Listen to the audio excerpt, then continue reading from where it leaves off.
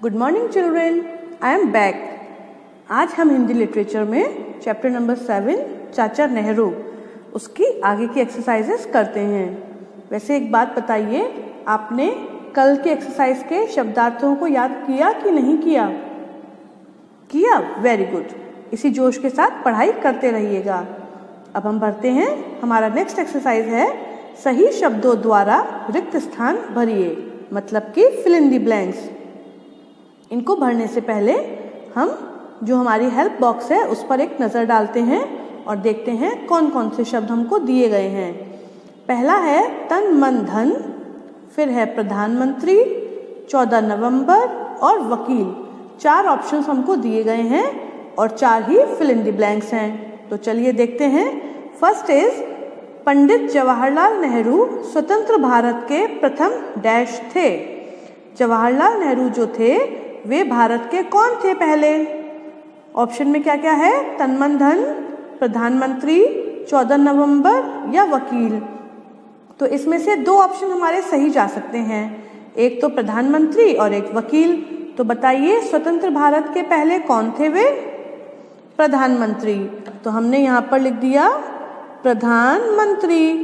ये हो गया हमारा आंसर। सेकंड है चाचा नेहरू के पिताजी एक प्रसिद्ध डैश थे। नेहरू जी के पिताजी थे जो श्री मोतीलाल नेहरू, वे कौन थे? एक फेमस वकील थे। कौन थे? वकील थे। तो यहाँ पर हमने लिख दिया वकील। राइट। नेक्स्ट इज चाचा नेहरू का जन्म डैश को हुआ। डैश को हुआ, डैश में हुआ नहीं, को हुआ का मतलब है कि डेट आएगी और यहाँ पर डेट क्या है? 14 नवंबर। तो यहाँ पर हम लिख देते हैं 14 नवंबर। और लास्ट ऑप्शन क्या बचा हमारे पास? नेहरू जी का आज़ादी की लड़ाई में डैश से सहयोग रहा। तो बताइए किससे सहयोग रहा नेहरू जी का? तन मन धन, क्योंकि यही ऑप्शन हमारे पास बचा है। तन मन और धन। ठीक है, अब हम देखते हैं अपनी नेक्स्ट एक्सरसाइज। सही वाक्य पर टिक तथा गलत पर क्रॉस लगाइए। क्या है? सही वाक्य पर टिक तथा गलत पर क्रॉस लगाइए, मतलब कि ट्रू फॉल्स हैं। पंडित जवाहरलाल नेहरू एक अहम स्वतंत्रता सेनानी थे। बात सही है कि गलत है? जवाहरलाल नेहरू जो थे वो अहम मतलब बहुत इंपॉर्टेंट स्वतंत्रता सेनानी थे, फ्रीडम फाइटर। हाँ, तो यहाँ पर हमने लगा दिया टिक। सेकंड इज नेहरू जी की माता का नाम मोती नेहरू था। ये बात सही है? नहीं है। तो मोती नेहरू किसका नाम था? अच्छा, उनके पिताजी का नाम था। तो नेहरू जी की माता का नाम मोती नेहरू था, तो ये सेंटेंस तो रॉन्ग हो गया, है ना। चलिए, नेहरू जी 1945 में भारत लौटे। ये बात तो सही होगी, है ना। ये भी गलत है। तो कब लौटे थे भारत?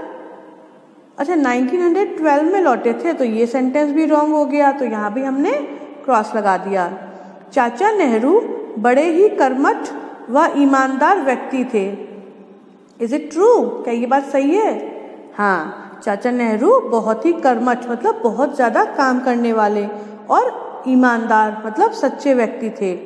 नेहरू जी के शासनकाल में जनता दुखी थी। दुखी है, तो क्या ये बात सही है? दुखी थी जनता? नहीं थी ना, तो ये भी रॉन्ग है। जनता कैसी थी? सुखी थी। अब देखते हैं नेक्स्ट। दिए गए शब्दों के विलोम शब्द लिखिए। यहाँ पर कुछ शब्द दिए गए हैं, इसको इनमें आपको विलोम शब्द मतलब इनके उल्टे अर्थ वाले शब्द लिखने हैं। जैसे अच्छा का बुरा होता है ना, उल्टा होता है। तो धनवान, धनवान मतलब क्या होता है?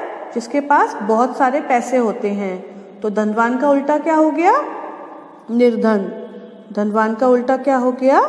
निर्धन। निर्धन मतलब जिसके पास पैसे नहीं होते। प्रथम, प्रथम मतलब पहला, और पहले का अपोजिट होता है आखिरी। तो प्रथम का यहाँ पर होगा अंतिम।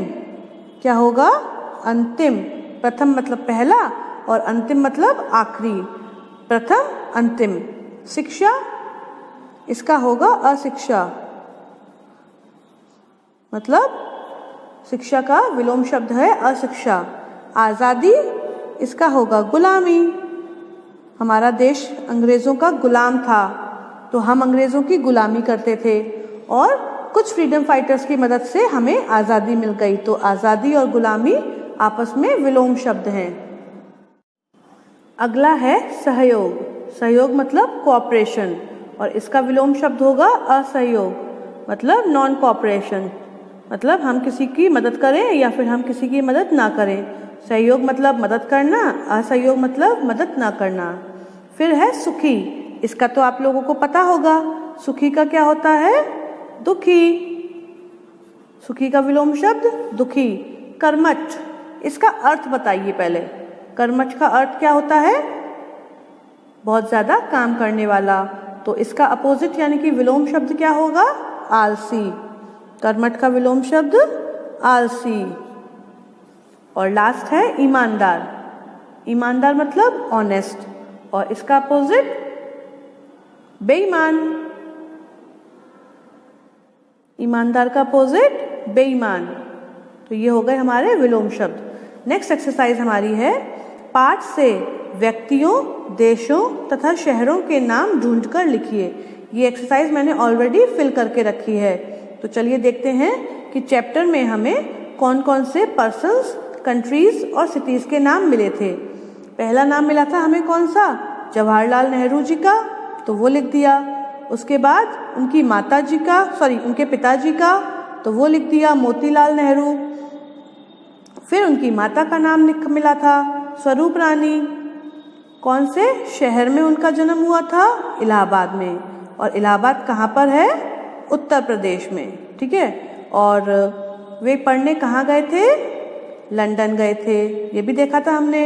और लंदन पढ़ने के बाद वे भारत वापस आए थे, और फिर उनको किससे प्रेरणा मिली थी? महात्मा गांधी से। तो ये सारे जो नाम हैं ये हमें अपने चैप्टर में मिले हैं। एक बार इनको फिर से पढ़ लेते हैं।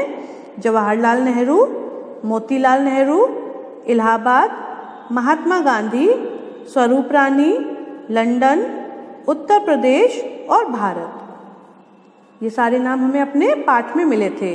अब देखते हैं ये जितने भी नाम आपने अपनी एक्सरसाइज में लिखे हैं, ये सारे क्या हैं? ये सब की सब संज्ञा हैं। आपके द्वारा ऊपर लिखे गए शब्द विशेष व्यक्तियों तथा स्थानों के नाम हैं। ये व्यक्तिवाचक संज्ञा कहलाते हैं। जो नाम हम विशेषकर किसी व्यक्ति या स्थान को देते हैं या किसी भी चीज़ को देते हैं, उसे हम व्यक्तिवाचक संज्ञा कहते हैं। इसके बारे में हम अच्छे से अपने हिंदी ग्रामर के चैप्टर में पढ़ेंगे। अगली एक्सरसाइज क्या है देखते हैं। 12 महीनों के नाम लिखिए। इस एक्सरसाइज में आपको जितने महीने होते हैं सबके नाम लिखने हैं। ये भी मैंने पहले से ही फिल करके रखी है। तो चलिए देखते हैं। जनवरी, फरवरी, मार्च, अप्रैल, मई, जून, जुलाई, अगस्त, सितंबर, अक्टूबर, नवंबर और दिसंबर। ये हैं साल के 12 महीने हिंदी में। एक बार फिर से देखें, चलिए। जनवरी, फरवरी, मेरे साथ साथ बोलिए।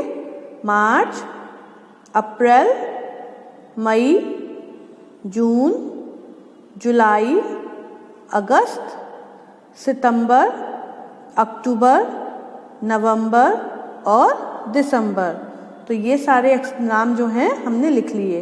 अब आपको कॉपी पर कौन कौन सी एक्सरसाइज करनी है, चलिए देखते हैं। सबसे पहले आपको करनी है फिल इन द ब्लैंक्स। उसके बाद करनी है आपको कौन सी? ट्रू फॉल्स की। फिर करनी है विलोम शब्द की। उसके बाद पाठ में मिले व्यक्तियों के नाम भी करने हैं। और लास्ट में करनी है ये महीनों वाली एक्सरसाइज। 12 महीने आपको लिखने हैं। तो ये थी आपकी आज की एक्सरसाइजेज, और यही आपका आज का होमवर्क भी है। Good bye and have a nice day.